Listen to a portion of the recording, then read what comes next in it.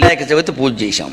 వెంటనే కథ చదవాలి. కథ చదవకపోతే వ్రతం చేసి ఉపయోగం లేదు. ఎవరో పెద్దవాడు ఉంటుంది ఖచ్చితంగా. బాంబు లాంటి మాట అది అంటారు. అలాంటి వాళ్ళు ఒకళ్ళు ఉండాలి. లేదా మనకి పద్ధతి తెలియదు. మా అమ్మగారు ఎప్పుడు ఇంట్లో ఉన్నంతకాలం మేము వినాయకుడు పూజ చేస్తే శ్రీ వినాయక స్వామిని నమ్మకండి. వినాయకుడు కాదురా వరసిద్ధి వినాయక అనాలి అనేది ఆవిడ. ఆ మాట తేడా నాకు తెలిసేది కాదు. ఏమిటి అనో చెప్తున్నాను కానీ నాకు ఆవిడ ఎందుకు గౌరవం అనేవాడిని. వరసిద్ధి వినాయక స్వామిని నమ్మకానరు అబ్బాయి, నువ్వు సిద్ధి వినాయక అంటే కుదరదు. వినాయక చవితినాడు వినాయకుడిని వరసిద్ధి వినాయకుడు అంటారు. ఆయనకి వాళ్ళ అమ్మ పెట్టిన పేరు బళ్ళు రిజిస్టర్లో ఉంది. మనం అదే పలకాలి. మన ఇష్టం వచ్చిన పేరు పెడితే కుదరదు. అక్కడ మా అమ్మ చెప్పింది అంతే, మేము అలాగే ఉంటున్నాం. తల్లి చెప్పింది ఇంక అనవసరం అది. ఎందుకంటే ఆ పద్ధతి అది. అలా మేకు బిగించేవాడు ఒకళ్ళు ఉండాలి. ఆ వినాయకుడి కథలో మొత్తం తీర్థాలన్నీ తిరిగిన వాడికి నేను గణాధిపత్యాన్ని ఇస్తాను అంటే వినాయకుడు ఏం చేశాడు? పొట్ట కారణంగా, ఎలక కారణంగా. ఎవరమ్మా ఇవన్నీ? మనకు మామూలు పిల్లలకి నవ్వొచ్చే కథలు ఇవన్నీ. వినాయకుడు పొట్ట యాత్రలకు అడ్డమా? అలాంటి వాడు ఎలకని ఎందుకు వాహనంగా పెట్టుకున్నాడండి? తత్వం గ్రహించాలి కదా. ఆ ఎలక్కో పేరుంది. It's not rat. ర్యాట్ అంటే కుదరదు అక్కడ. Rat cat. దాని పేరు అనింద్యుడు. వ్రతకథలో ఉంటుంది. అనింద్యుడు అంటే ఏమిటండి? నింద్యము కాని చరిత్ర, గుడ్ క్యారెక్టర్. ఎవ్వరూ వేలెత్తి చూపించలేని క్యారెక్టర్ నీకుంటే భగవంతుడికి వాహనం కాగలుగుతావు. అది అనింద్య అన్న మాటలో అర్థం. నీలో భగవచ్చక్తి ప్రవేశించాలంటే, నువ్వు భగవచ్చక్తికి వాహకం కావాలి అంటే, రాగితీగ విద్యుత్తుకి వాహకం అయినట్టుగా నువ్వు భగవచ్చక్తికి వాహకం కావాలంటే సత్ప్రవర్తన.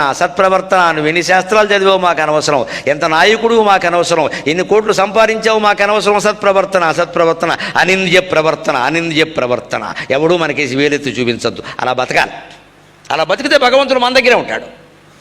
అందుకే ఎలక వాహనం. అంతేగాని ఎలక చిన్నది, ఆయన పెద్దవాడు, ఇది పిచ్చి మాటలండి. చిన్నపిల్లల కోసం చెప్పిన మాటలు అవన్నీ.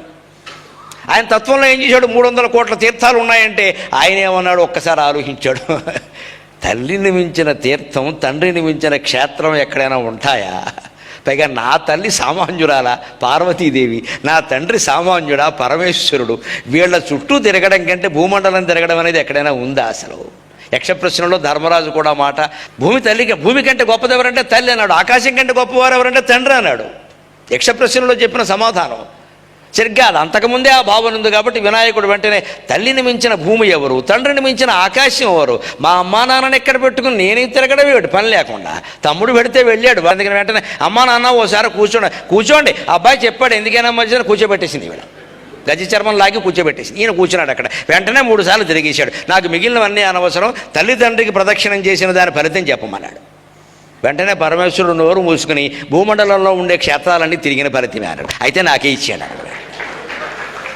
ఇప్పుడు ఈ కథ మీరు గ్రహించి తల్లిదండ్రులకి సేవ చేస్తారా? లేకపోతే మేము వినాయకుడిని 60 అడుగులు పెట్టాం, ఇది ఎవరికి కావాలమ్మా? 60 అడుగులు 6 అడుగులు దాని నిండా ఏవో ఆకులు పోసాం. మేము చేసినంత గొప్పగా ఎవరూ చేయలేదు. మా అపార్ట్మెంట్ పక్కన 20 మంది వచ్చి మా దేవుణ్ణే చూసి, ఇదంతా అహంకారమే తల్లి, ఇదంతా అహంకారమే. నీకు వినాయకుడు అక్కర్లేదు. అందరూ రావడం, చూడడం, ఫోటోలు తీయడం, వాట్సాప్లు. ఈ చీర కాకుండా ఇంకోటి కట్టుకుంటే బాగుండేది. అంతే. ఫోటో చూశాక మన కామెంటరీ ఇంతే. వినాయకుడు పూజ చేసేవా లేదా, మనకు అర్థమైందే లేదా? అసలు తల్లిదండ్రులకు సేవ చేయమని చెబుతున్నాడు కదా వినాయకుడు. మన అమ్మ ఎక్కడుంది, మన నాన్న ఎక్కడున్నారు, మనం ఏం చేస్తున్నాం ఇక్కడ? అత్తమామలు ఎక్కడున్నారు? అత్తమామలేమో ఓల్డేజ్ హోమ్లో బారేస్తారా, కోడలేమో వ్రతాలు చేస్తుందా? ఇంతకంటే పనికిమాలిన పని ఉందా? పోరెట్టేసి మొగుడిని పట్టుకెళ్ళి పారేసి అక్కడ బారే, మనం ఎవరు చేస్తారు, ఈ ముసలావుడికి ఎవరు చేస్తారని పారేసి వినాయకుడికి మాత్రం చేసి వినాయకుడికి ఇంతలో పొట్టటగానే దేవుడు కరుణిస్తాడా? నీ అత్తమామలు నువ్వు ఎలా చూశావు? దేవుడికి తెలియదా? అత్తగారు వృద్ధాశ్రమంలో ఉంటుందా? నువ్వు ఇక్కడ వినాయకుడు ఉండ్రాలు పెడతావా? దేవుడు మాయ చేద్దామనా? మన ధర్మాచరణ పరమహంస చెప్పింది అది. తత్వాంకురాలు. మన పూజలన్నీ తత్వాంకురాలు. అంటే అంకురం అంటే మొలక కదా, ఆ మొలకలో తత్వం ఉంది గమనించండి అన్నాడు.